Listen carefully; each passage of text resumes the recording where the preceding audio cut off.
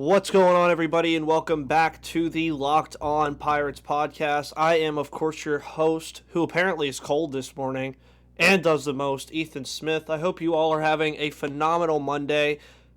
2 more weeks until Thanksgiving. It's or not Thanksgiving, Christmas. See, we're cold, so my mind's all over the place. Anyways, 2 more weeks until Christmas. Absolutely nothing on the news front about the CBA. Me and Gary will get into that today and why it is a issue for baseball and could be an issue down the road on missing games.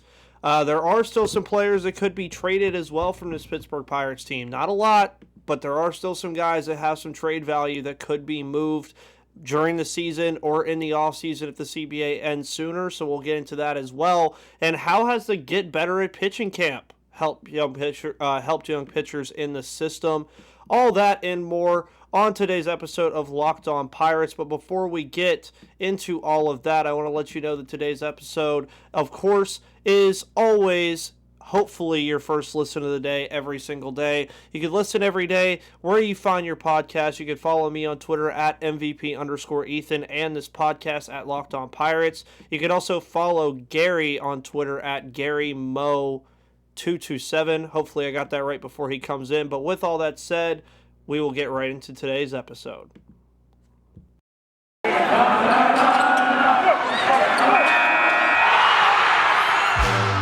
You are Locked On Pirates, your daily Pittsburgh Pirates podcast. Part of the Locked On Podcast Network, your team every day.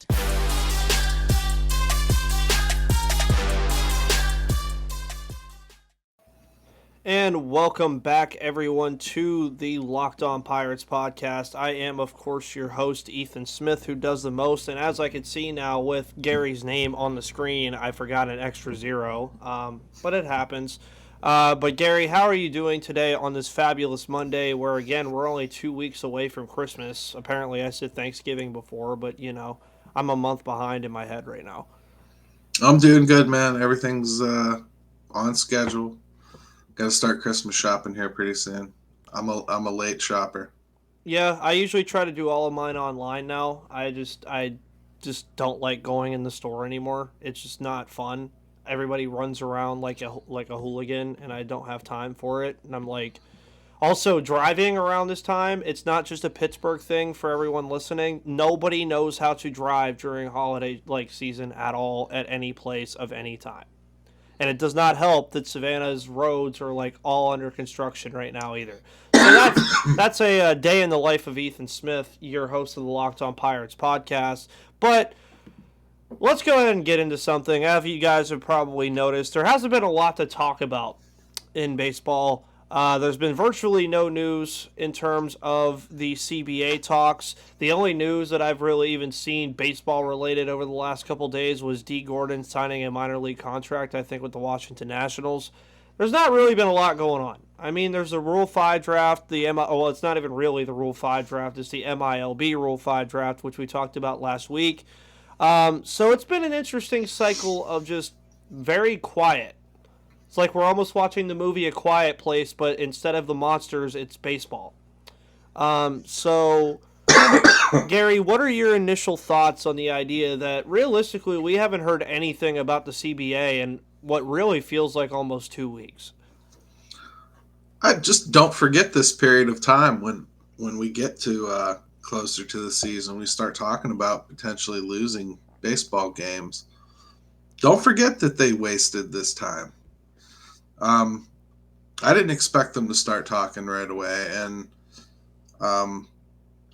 to see that they're not even meeting, at least not publicly, is a little disappointing. I would like to think that they're at least starting to lay the framework for how they come together. The longer this goes on, the more chance there is we're going to miss time, and it's just something that I think we should all hold them accountable for when we get there. When they're all going to act like they ran out of time and this got away from them, and oh no, we're going to miss some baseball games now.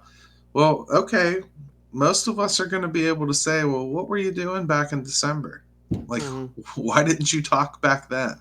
Why weren't you talking before then? Why did you only spend 7 minutes meeting before you decided to lock out the players? I mean, nobody put any effort into actually fixing these problems. They just knew the problems were there, sat on them, and oh my god, we're going to lock out now. Mm-hmm. I mean, if you don't try to fix something, it's not going to get fixed. Yeah, and that's really where it comes down to is it's like they're going to come back probably. I'd say realistically at this point, I was one of the hopefuls. I said that it was going to be on Christmas Day. I literally said that it would be like a joking way of saying they would figure out the lockout on Christmas Day. That's obviously not happening. Let's just go ahead and throw my prediction out the window. So let's go ahead and say that this like is going to extend into February because it probably will. Because let's say, I mean, if they don't start talking until New Year's Day, it's not going to take. It's not going to be able to take 2 weeks to figure this out. They're going to be sitting in meeting rooms for a minute before this is figured out. So if it really does extend to the point where they're still talking in February, that is when I will get worried about missing games. Just because I think, as you said before, what are you doing right now? What is stopping you from getting everybody together on a Monday? Because, sorry, most of these guys don't have jobs outside of this because they don't need it. So, I mean, like, what are you doing? Like, just, hey, guys, we got free coffee and donuts at the hotel in Dallas or something, or wherever you want to meet. Yeah, how about we go out and talk about this and then go out for a night on the town? Why not? Just do it. Who Yeah, I cares? mean, as I was saying on my show last week, the list that the players want is a lot longer than the list that the owners want. Mm-hmm. So, yeah, they're not talking right now, but part of the reason is there's really nothing to talk about until the players kind of get back to a reasonable amount of requests. Mm-hmm. They're going to have to pare down their list of wants and have it line up a little closer to the owner's list of wants. And that's a difficult thing because somebody's going to get the short end of the stick. And it's always been young players with the union.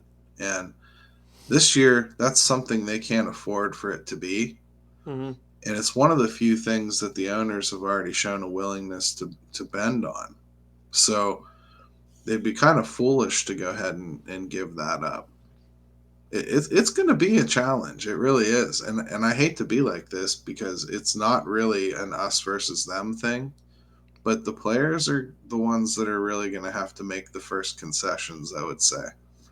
Well, yeah, and I mean, I'm going to take everything you tell me about this very seriously just because this is the first one in my lifetime. I was not alive for the 94-95 lockout, I believe is the one that was there. A strike. Oh, that was okay. Yeah, well, and I specifically correct you not to correct you like, you said something wrong because it's the same effect. Mm-hmm. But it's a different thing. Okay. The strike happened like in the middle of the season. Oh, and okay. that's what baseball did this lockout for, to avoid an embarrassing situation like that. Because what would have happened is they'd hit the beginning of this season, there'd be no kind of conditions set, and then they're worried that the players would do another embarrassing strike that cost them, a whole bunch of the season or a World Series, worst case scenario. And they couldn't afford it again. So the owners decided to take it upon themselves to do a lockout this time. It's the same effect. It's a different methodology. And when you're the one that calls the shots, you're the one that kind of decides when you're getting back to work. So the owners wanted that power this time. Gotcha. Well, I mean, I'm hoping, if anything, with entertainment purposes, maybe this MLB lockout will start being like the NBA lockout from years ago. Whenever you started seeing all these NBA players just pull up to Rucker Park and like all of these random places and just start playing basketball until the season came back. I'm just waiting for an MLB player to just be like, yeah, let me go hit up this little league game real quick and just like blast a freaking 300-400 foot home run off of some kid that's like trying to get his start up or anything. But I mean, again, the CBA, I just at this point, I also think another thing that's just infuriating to fans, and I don't know why I pulled it off the screen because I was actually going to make a point here. Like, I think last year also just didn't help the idea that we could miss baseball games. And of course, last year, completely different circumstances, completely different thing. There was the fear that we weren't going to get baseball, but I think most people really knew that we would. The only thing is, though, they kind of, like, with last year, it took them a second, but they found out, okay, we're going to play this many games and this and that and that. I think the thing that scares me with the CBA talks and everything and the lack of news right now, once they get into that talking stage later, there's no set time period on when baseball is going to start again. That's kind of the scary part. Like with the other thing, yeah, it was kind of the same way, but eventually they said, okay, well, these are the measures we can put in place. Now, when are we starting? So you knew it was coming back. But now, I mean, I'm not to get drastic because there's still so much time left. We could be looking at a 82, 80 game season, I think, possibly, if this keeps going. Could be. I think both sides probably recognize that there's enough money on the table that there's incentive to get back on the field. Mm-hmm. I think if it came to that, where we really felt like half a season was going to get nixed, I think you'd see both sides kind of propose a 1-year truce. Mm-hmm. Like, let's just move forward with what we had for another year. Just if only to make sure that they don't miss a whole bunch of games. Yeah. The problem with that is MLB has already sold the TV rights to extended playoffs. They're going to want that one way or another. And that's going to come with some kind of concessions. They're going to have to agree on that at least, because there's no way they can just come back with a carbon copy of what they had. Mm-hmm. It's not a pretty situation, and these two sides don't like each other, and they never have. That's really the history of baseball. It's something that I do think they'll find their way through. I just don't know that we're looking for transformative changes this year. And if there is an extended lockout and they do have the will to actually push forward with it, yeah, I think you could see the owners go nuclear, and by that I mean, yeah, big changes are coming to this game, and that'll be the price that's paid for missing a whole lot of baseball, because they're not going to come back without changes if that happens. Yeah, and I mean, realistically, this is a big change for me, too, considering, like, we're going to be watching, and you as well, we're going to be watching whatever changes for, I believe the CBA lasts, 10 years usually? 5? It's completely up to them how many games they set it up for. It can be 1 year, it can be 3 years, it can be 20 years. Nice. Let's go ahead and go all out and set it for 999 years and never change anything about baseball again. Anyways, that was obviously good old CBA talk, which you're going to be getting a lot here on the Locked On Pirates podcast in the next couple of weeks for obvious reasons, because with the lack of news, you can still make news out of it. And, maybe we'll start playing Jeopardy on here and start picking sides and making trivia questions. But well, I want to tell you guys a simple way to get all the entertainment you love without the hassle. Watch your sports highlights on your phone. You got to watch your favorite shows too. And you can get your TV together finally with DirecTV Stream. It brings your live TV and on-demand favorites together like never before, so you can watch your favorite sports, movies, and shows all in one place. That means no more juggling remotes and no need to buy another device ever again. And the best part, there's no annual contract. So if you want to watch Kenny Heisman as a Pittsburgh Steeler next year, get DirecTV Stream. So get rid of the clutter and the confusion and get your TV together with DirecTV Stream. You can learn more at directtv.com. That's directtv.com. Compatible device required. Content varies by package. Now, before we get into our second thing, now that I said that, how does MLB look at the National Football League right now? And look at the standings. Not just in one of the conferences, in both. This is a rare year in football where like it's not like one superpower versus like a bunch of crap. There's like 13 teams in each conference right now in the National Football League that are still in playoff contention. You want to be for the listeners that watch football and might not know, the New York Giants are 2 games out of playoff contention in the NFC right now. How does MLB look at that and not say, oh, well, they wanted to expand a playoff, but it's like, let's just like not try to like take concessions on the other thing. Because I looked at that yesterday and I was like, this has to be the most nuts playoff run I've ever seen. Like the Steelers just aren't good and they're still like right in the middle of everything. And I'm like, okay, well, I mean, it's the same situation that the NFL was in years and years and years ago. Mm-hmm. You know the movie The Replacements, right? Yes.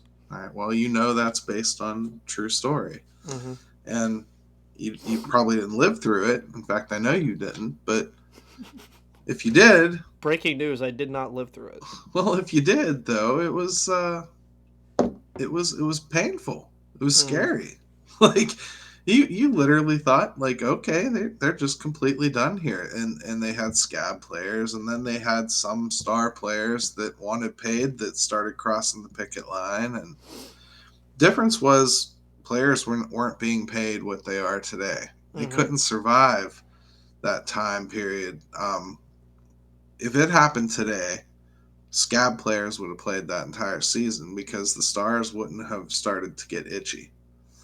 And the other thing that I think we learned when all that happened was that, yeah, the product wasn't as good, but they were competitive still. It was still football. It was still the NFL. Mm-hmm. People still liked it. People still watched it. People still went. And I think you'd find the same thing in baseball. If this were to go on and they wanted to replace them with scab players, it would be mostly AAA people. And AA people. And I think you'd find that most of the teams are pretty evenly matched when it comes to that. And I think you'd start to see that the game is kind of, pretty even at that point. Wait a minute, I could get down with that. Well, you have a long way to go before we start getting into talking about having scab players and whatnot. But that happened in the NFL. It did. Like, these things don't happen without pain. Yeah. I think people don't understand like that. None of these leagues. You were just talking about the NBA strike, and I'll trust you know more about that than I do. I didn't pay any attention to that. It was nuts. Well, that stuff doesn't happen without pain. None of it. None of these transformative changes do. You go, oh, look over at the NFL. Why can't they just do that? Well, the NFL wouldn't have done that without this really painful event in their history. Mm-hmm. It just has to happen. MLB was close in 94. They were really close. The government shut it down and forced them to go back to work. But the owners were solidified. They wanted a salary cap. That's what they were going for. It was that close back then. So what could have been. But there has been some interesting stuff going on. I saw Jason Mackey, Mike Persack, all those wonderful guys over there. And even, I believe, Alex was down there, too. Alex was down there. I can't ever pronounce his last name, so sorry, Stumpf. Alex. Yep, okay, awesome, thank you. I was going to say, I'm never going to try. If I just can't pronounce a person's last name, I'm just not going to try out of respect. But, of course, the Get Better at Pitching camp has been going on, and, found out some funny stuff along with it. Apparently, Henry Davis, Anthony Solometo, and Bubba Chandler all live together. I thought that was pretty funny.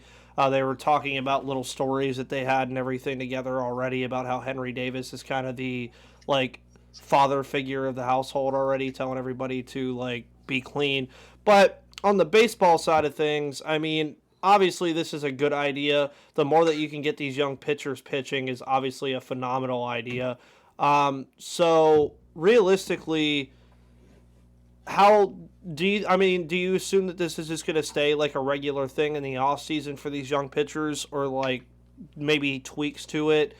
And how do you think it'll help improve the likes of the top guys that we have in our minds of like being young pitchers.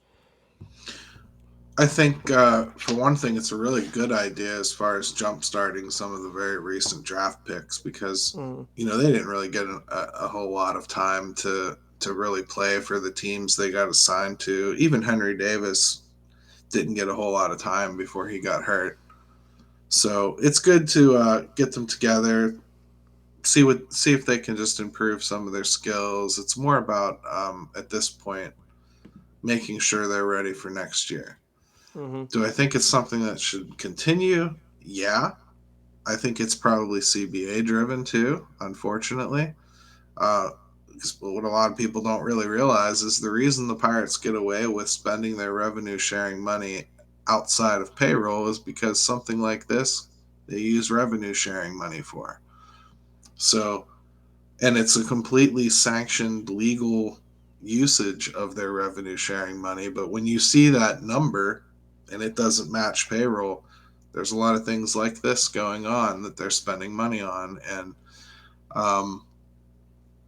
I guess it's something that we should look forward to next year, providing that the CBA doesn't clamp down on how revenue sharing dollars get spent.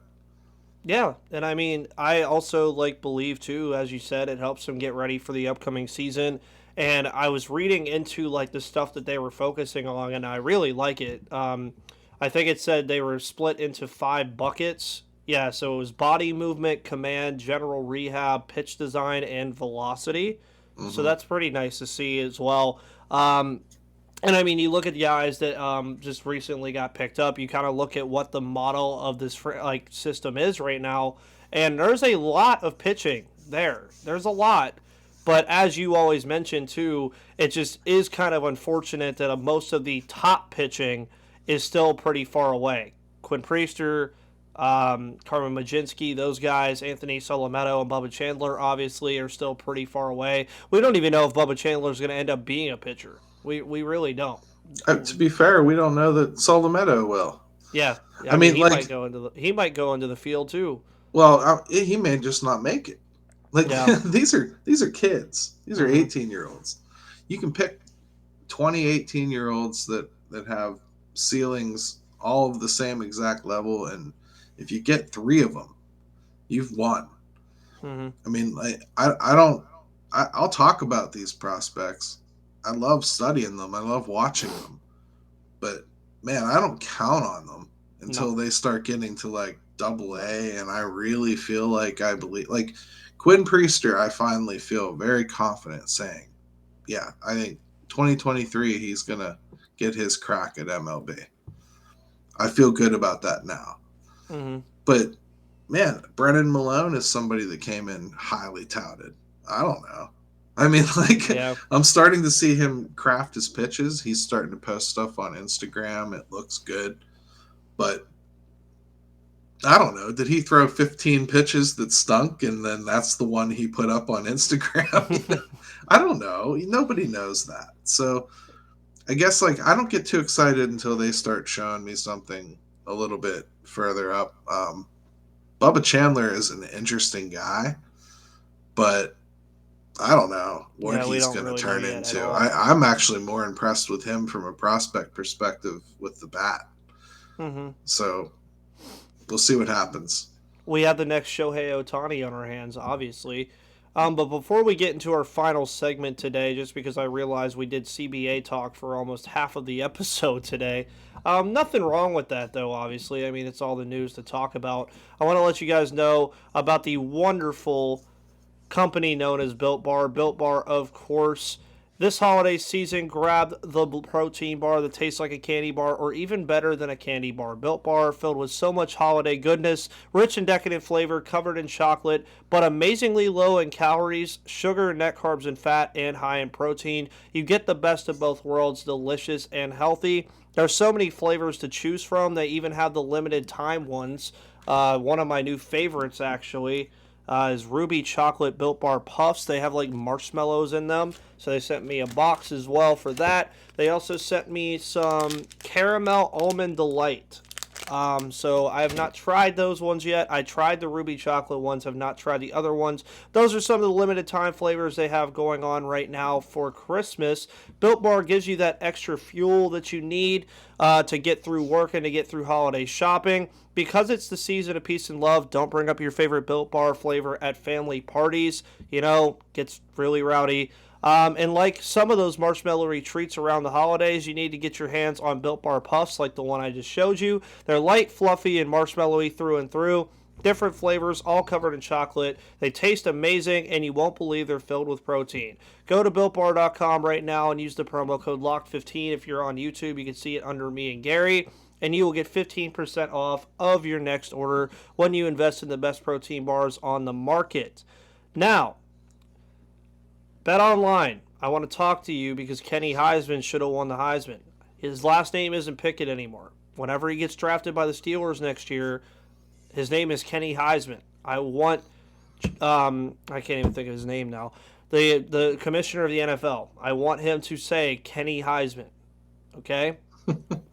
Because I did bet the astronomical odds that he was going to win it for some reason on Bet Online. But Bet Online has you covered all season with more props, odds, and lines than ever before as football season continues to march to the playoffs. Bet Online remains your number one spot for all the sports action this season. Head to their new updated desktop or mobile website to sign up today and receive your 50% welcome bonus on your first deposit. Around this time of year, if you're giving me free money, thanks. I appreciate it. Just use our promo code LOCKEDON to receive your bonus. From basketball, football, NHL, boxing, and UFC, right to your favorite Vegas casino games. Don't wait to take advantage of all the amazing offers available for the 2021 season. Bet Online is the fastest and easiest way to bet on all your favorite sports. Bet Online is where the game starts.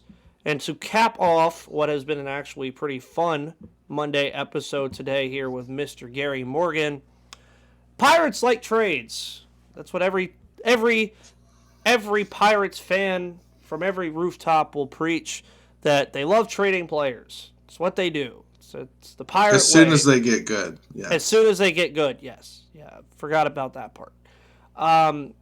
We've seen some trades already. Well, we saw one trade already. We saw a lot of like UDFAs and stuff like that, all that good stuff.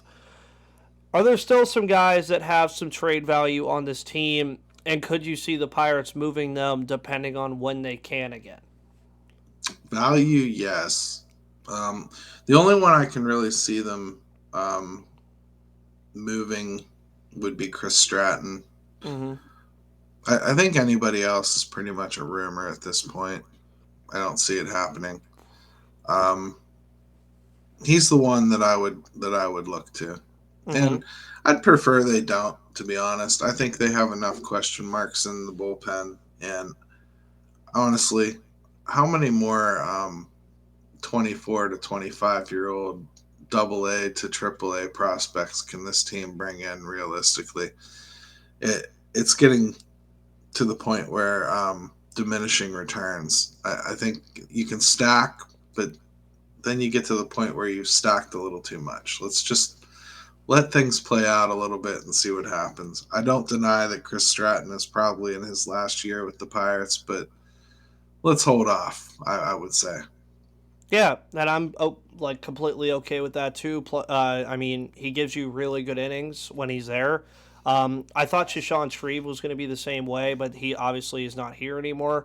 I would have liked him to stay too, just because of kind of all the question marks. And I've already said this, and I said this last week because I actually had a whole episode on improving the bullpen. And I said most of it's going to come internally, but you're going to see a lot of these starting pitchers because you can't have a 9-man rotation. You just can't. It's not going to work. So a lot of these starting pitchers, I think that you will see kind of in that kind of revolving door of the starting rotation down to the bottom, really are going to probably get some bullpen time as well. I mean, I would not be shocked in the slightest to see Chase DeYoung or Max Kranick or one of these guys shift to the bullpen to get innings, just because to me, when you're evaluating these guys and trying to figure out who your rotation is, you got to get everybody a fair shot. Now, I'm not saying it's going to happen. It doesn't always happen. There were plenty of guys we can go back to last year that did not get a fair shot at the rotation last year, Right. but that's really where I could see things going. Another guy that I thought you might agree upon just because of the influx of infielders that we have was Kevin Newman, just because there was so much rumor about the Yankees wanting to get him and all this other stuff and all that. I'm also okay with keeping him too. I know most people wanted him gone after his bat just completely diminished and fell off in the middle of the season last year, or all season realistically. But when you have a guy that's that proficient defensively at shortstop, and as Gary has said, and I remember him saying this multiple times, you don't have too many guys in that big middle infield bunch that play the defensive shortstop position very well outside of him. You got to keep him around for at least a little bit before you really start considering, oh, let's just throw Hoy Park over there. And we've seen Right. Hoy Park do it, and he doesn't play shortstop very well defensively. So I agree with what you said 100%. I do think Ben Cherington needs to stop playing MLB 21 the show and trading everyone for prospects and like just kind of let things ride out a little bit. And I have no issue with that. Like let things ride out, see what you have. If there was somebody obvious, like let's say that Colin Moran had survived and gotten tendered, Mm-hmm. he'd be on my list of guys that could probably be traded still, Mm-hmm. right? I'd probably say the same for Chad Cole or Stephen Brault. So I think they've kind of taken care of most of that work via non-tendering these guys, which should tell you something about their trade market and or type of return that Ben Cherington's looking for. Because maybe the type of return he's looking for at this point wasn't going to come back for those guys. Mm-hmm. You know, at this point, I think he needs to be shopping more for lottery tickets or maybe even like just high A type players that have some potential. You cannot continue to fill double and triple A with 25, 26-year-olds that need to be protected on the 40 man. It's just not sustainable. Exactly. And I mean, hey, maybe he's anticipating the CBA to have a 60-man roster instead of a 40-man roster. Wouldn't that change things, huh? Yeah, I'm not sure for the better, but yeah, it would. That'd be a 60-man roster would be pretty interesting. I mean, who's the 60th man on the 60-man roster on the Pirates? There's some content. Probably. Oh Lord, it would probably end up being like some one of the random high A guys, like you said, that has a lot of potential. It'd be like, yeah, bud, here you go, boom. Maybe you'll be here in like 4 years, but now you're on the 40-man roster. But with that said, we're gonna go ahead and wrap up this wonderful Monday episode. If I could, yeah, I'm wrapping it up because I can't talk today. Apparently, my entire mind is just off. But Gary, what are you up to? Where can the wonderful people find your work? You can find everything I write at InsideTheBucksBasement.com, and my podcast, Pirates Fan Forum, is on the DK Pittsburgh Sports Podcasting Network. You can find that on YouTube or anywhere that you find fine podcasts, such as this one. Oh, yeah, of course. And Gary always is talking about something Pirates, as I am here as well. You guys can follow me on Twitter at MVP_Ethan and at Locked On Pirates. As I mentioned last week, and I will mention again every day this week, I want you guys to be on this podcast. So hit me up with ideas. Hit me up with what days you guys want to be on, because I do believe this is the final week that I am giving you a podcast every single day.